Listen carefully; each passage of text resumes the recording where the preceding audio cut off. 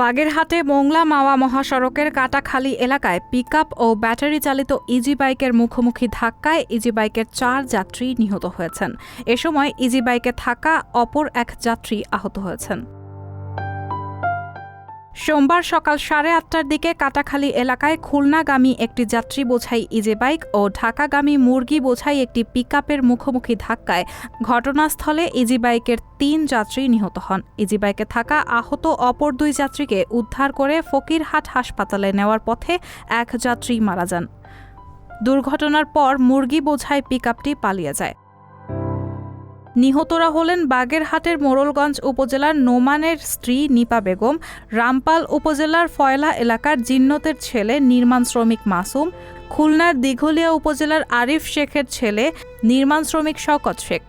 নিহত অপর একজন ও আহত যাত্রীর পরিচয় এখনও নিশ্চিত করতে পারেনি পুলিশ।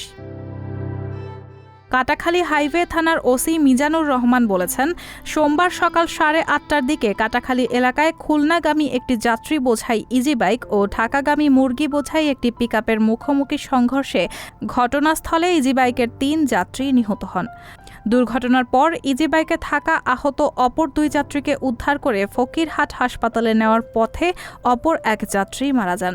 নিহত ৪ যাত্রীর মধ্যে ৩ জনের পরিচয় পাওয়া গেছে। নিহত এক যাত্রী ও আহত এক যাত্রীর পরিচয় এখনও পাওয়া যায়নি। দুর্ঘটনার পর মুরগি বোঝাই পিকআপ পালিয়ে গেল। মোল্লাহাট ব্রিজের টোল প্লাজার সিসিটিভির ফুটেজ দেখে পিকআপটি শনাক্তের চেষ্টা চলছে। রায়হানা মুন, সবার কথা।